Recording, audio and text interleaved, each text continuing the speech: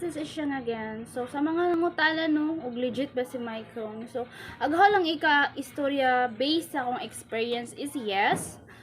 Kay naka-withdraw man jud ko bisag wala pa ko i-invite. So bisag ang uban man gud is nangutana og maka-withdraw ba bisag wala invite. So ang tubag yes maka-withdraw kay sa second day na ko sa Micron is wala jud ko invite. Hangin ito nga wala ko mag-invite kay para ako ang ma-test if maka-withdraw ba bisag wa invite kay namang uban nga dili ganahan mo invite, just gusto lang nila mag-invest and then wait sa ilang tubo ana. So ako pang gi-try first una ko ni invite. Okay, kay ang pag-invite is dali ra samot na og imong gi-invite is kursonada. Gawas atong sige laghaw-haw di Carabao ana. Kay og kursonada jud ang imong ma-invite is mo join jud na siya. Gamay ra na siya pangutana, gusto ra na siya gamay brief nga instruction ug unsaon. Pero kung gusto jud na siyang mo join is mo join jud na siya.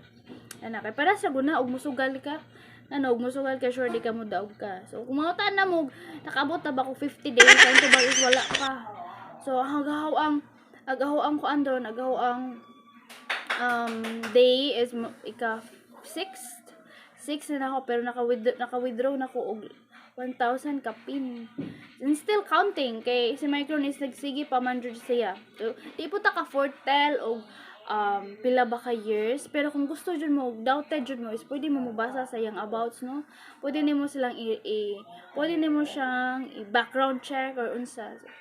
Pero kung willing jud ka, gusto jud ka mo try, pwede ka mo invest bisag 400 pesos, mo start lang ang 400 pesos and then ika 4 days na mo is bawi na nimo 400 pesos. Kung mo continue pa then good, at least naka benefit ka, diba? So I know, ako jud ang 400 pesos, dili man tanan jud maka-afford, pero kay gana lagi ano pa nila money, pero og ako alang is base lang jud nako.